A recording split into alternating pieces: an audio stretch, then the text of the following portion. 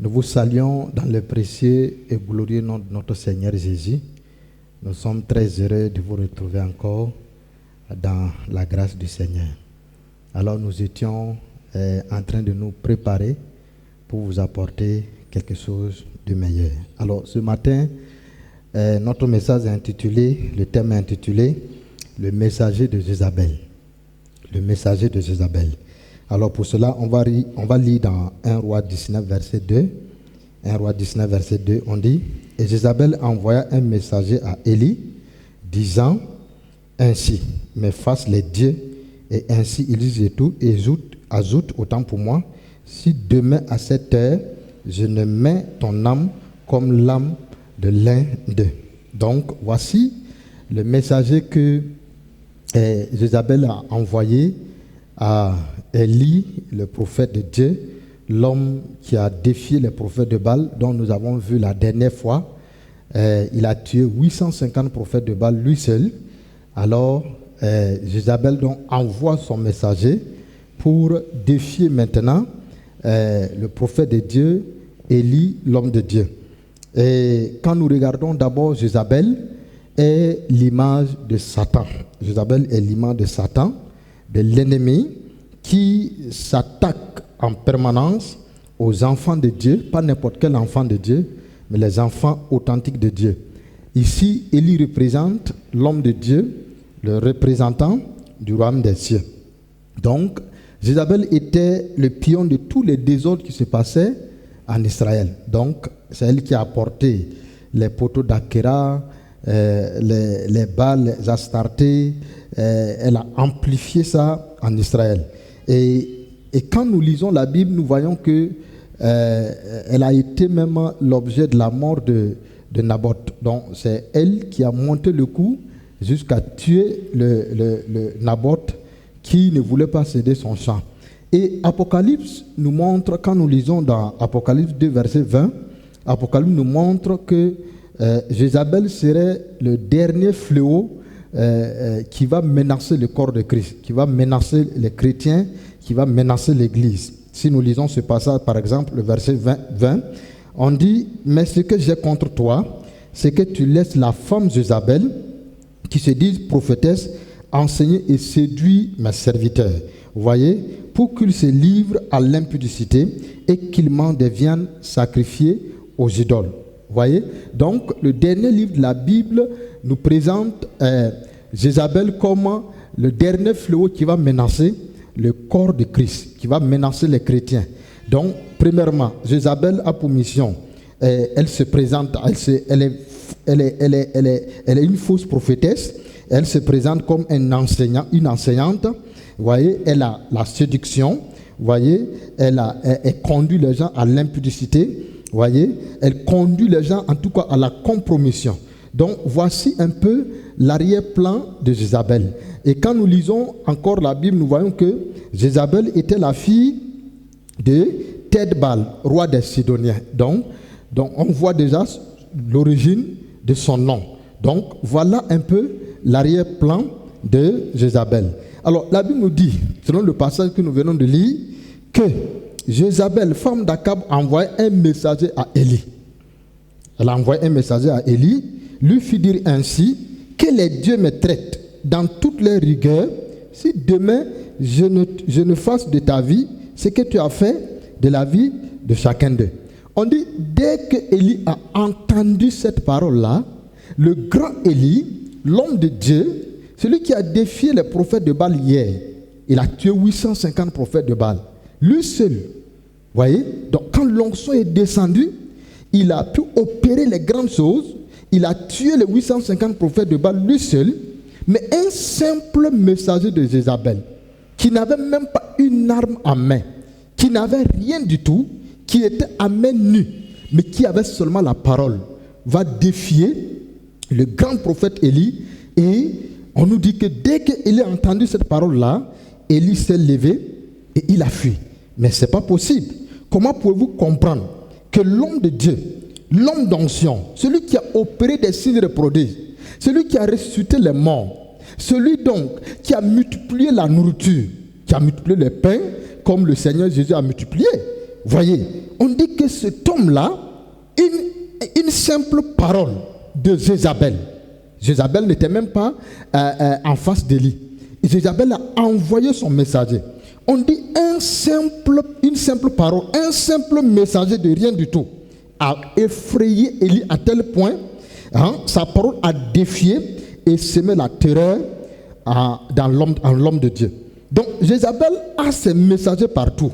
Dans notre société, ces messagers sont l'image des problèmes, des fléaux, des maladies, voyez, des pressions financières, voyez.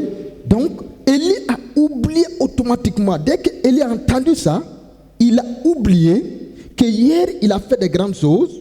Il a oublié que l'onction de Dieu est sur lui. Il a oublié que le Dieu d'Israël est avec lui.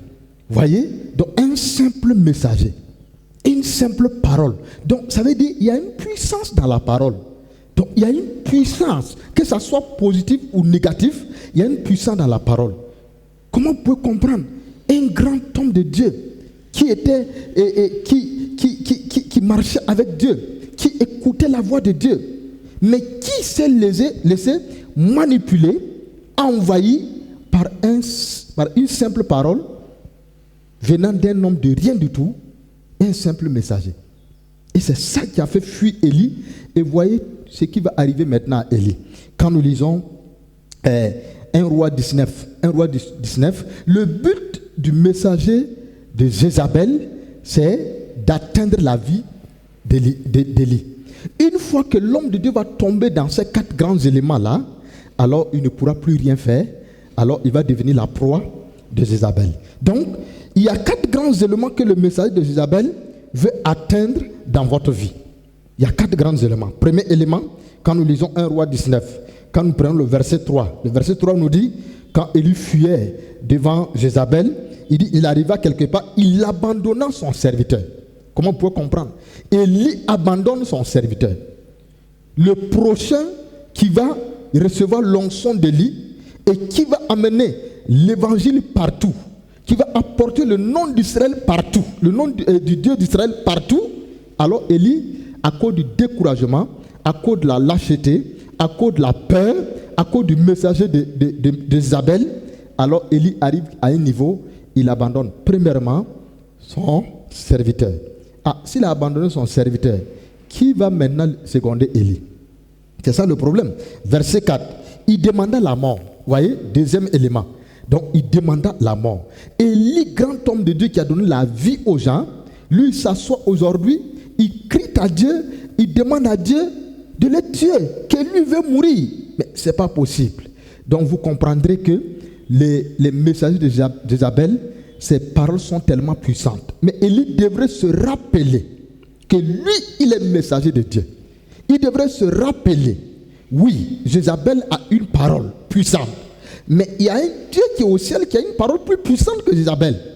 Celui donc, quand il se tient au ciel, quelle qu'en soit la distance, vous voyez, celui qui se tient au ciel et qui parle à la terre qui est tohi-bohi, la terre qui est sans forme, la terre qui n'a pas de vie, celui qui se tient à des distances et qui parle à la terre, qui envoie sa parole comme un messager et qui apporte la solution à la terre, Élie devrait compter sur ce Dieu-là. Élie devrait s'appuyer sur ce Dieu-là. Le Dieu en qui il n'y a aucun nombre de variations. Le Dieu qui n'abandonne pas les gens. Voyez? Donc, voici la deuxième chose que le messager d'Isabelle va apporter dans la vie d'Élie. Il demanda la mort. La troisième des choses, verset 5, il se coucha et s'endormit. Voyez? On voit que quoi? Qu'est-ce que le messager d'Isabelle apporte? Premièrement, vous allez abandonner l'œuvre de Dieu. Deuxièmement, vous allez demander la mort. Troisièmement, le sommeil spirituel. Donc, voici l'objectif du messager d'Isabelle. Verset 9 maintenant. Il entra dans la caverne. On voit la peur. Voilà 5 grands éléments que le messager d'Isabelle a apporté à Élie. À cause de cela, Élie ne pouvait rien faire. Donc, nous devrons rester fermes face au messager d'Isabelle. Voyez, Élie a oublié que Dieu est avec lui. Pas que Dieu était avec lui, mais Dieu est avec lui. Si Dieu n'était pas avec lui, il ne pouvait pas tuer les 850 prophètes de Baal. Donc il est important que nous comprenions que le Dieu qui nous a appelés, quelles qu'en soient les difficultés, les situations que nous rencontrons, nous devrons tenir ferme. Donc le but du messager de Jézabel, c'est de tuer votre onction. Donc dès que Élie a entendu cette parole-là, toute son onction est devenue, ça a dégonflé Élie. Élie était devenu à plat. Élie va fuir, il va aller de gauche à droite. L'homme qui a défié les prophètes de Baal, qui a rencontré Akab et qui a menacé Akab et qui lui a dit, c'est toi qui troubles le pays. Voyez, mais qui va fuir devant une simple femme, voyez, qui n'était même pas présente, mais qui a envoyé tout simplement sa parole pour défier le prophète de Dieu. Qui sont ceux qui vous menacent? C'est une question que je vous pose ce matin. Pour Élie, c'était le messager de Jézabel. C'était un simple messager qui n'avait rien du tout. Il était même nu, parce que la Bible ne nous dit pas que le messager de Jézabel avait une arme avec lui. Non. Mais l'arme qu'il avait utilisée, c'est l'arme la plus puissante, qui était la parole. Donc la parole, qui n'était même pas ses propres paroles, mais qui étaient les paroles de Jézabel, qu'on a mis seulement dans sa bouche. C'est cette parole-là qui va défier l'homme de Dieu, le prophète de Dieu. Qui sont ceux qui vous menacent? C'est une question. Les messagers de Jézabel sont partout. On les rencontre partout. Les finances, les problèmes, la maladie, les difficultés. Tout ce que nous rencontrons dans la société peut être les messagers de Jézabel. Mais nous devrons faire quelque chose, comprendre une chose, que nous ne devrons pas nous laisser menacer par les messagers de Jézabel, mais plutôt nous devrons les menacer et tenir ferme, et comme Jésus a tenu ferme devant la tempête. Vous voyez, donc les messagers de Jézabel prennent la forme en fonction de la personne qui est devant. Pour Élie, c'était un messager. Pour Jésus, c'était la tempête. La Bible nous dit que Jésus dit à ses disciples, passons à l'autre bord. Quand ils sont arrivés à l'autre bord, quand ils sont engagés pour aller à l'autre bord, Jésus est dans la barque. Et la Bible nous dit que Jésus dormait. Regardez ce que Satan va faire. Satan envoie la tempête comme un messager. Donc la tempête qui a bouleversé la barque avec les disciples là, c'était un signe tout simplement qu'il y a un messager négatif qui est là. C'est pourquoi Pierre a dit, Seigneur, tu dors, mais nous mourrons. Nous allons mourir. Voici la tempête qui est en train de nous envahir. Donc le messager de Satan, de Jézabel, allait souffler à Pierre. Et il a dit, non, c'est pas normal. Il y a la mort dans la barque. Pourtant Jésus est là. Il y a la mort dans la barque. Le ressuscité est là. Celui qui ressuscite, celui qui est la résurrection. Il a dit par exemple à Marthe et Marie, je suis la résurrection. La résurrection est là. Celui qui va dominer la mort, ou alors qui a dominé la mort, celui qui est le créateur de toutes choses, est dans la barque, dort dans la barque, se repose dans la barque. Pierre se permet de dire, alors Seigneur, nous mourrons. Vous voyez donc, voyez ce que le messager de Jézabel est capable de vous amener. Voyez? Donc, mais Jésus s'est levé. Quand il s'est levé, s'est tenu face à ce messager négatif. Et il a parlé à la tempête.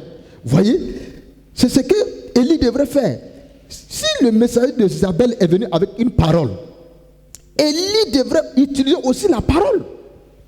Il a utilisé la même parole pour guérir, pour ressusciter l'enfant de la Sunamite. Il a utilisé cette parole pour multiplier le pain. Il a utilisé cette parole pour s'adresser au prophète de Baal. Il a utilisé cette parole pour s'adresser à Akab. Mais un simple messager a fait que Élie a oublié les vertus de la parole. Élie a oublié l'importance de la parole. Élie a oublié la puissance de la parole. Mais ce n'est pas ce que Jésus va faire. Si Élie a oublié, Jésus ne va pas oublier. Jésus se tenant devant tout le monde, devant les 12 disciples, et il a menacé la tempête. Quand il a parlé à la tempête, messager contre messager maintenant, Jésus se tient en tant que messager de Dieu. Il s'adresse au messager satanique et il va ordonner maintenant à la tempête de se calmer, et la tempête a obéi.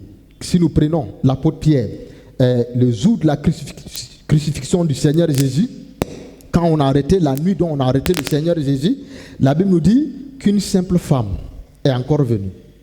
Encore une femme. Jézabel, une femme en face d'Élie. Cette femme-là, en face de l'apôtre Pierre. Elle se tient devant l'apôtre Pierre.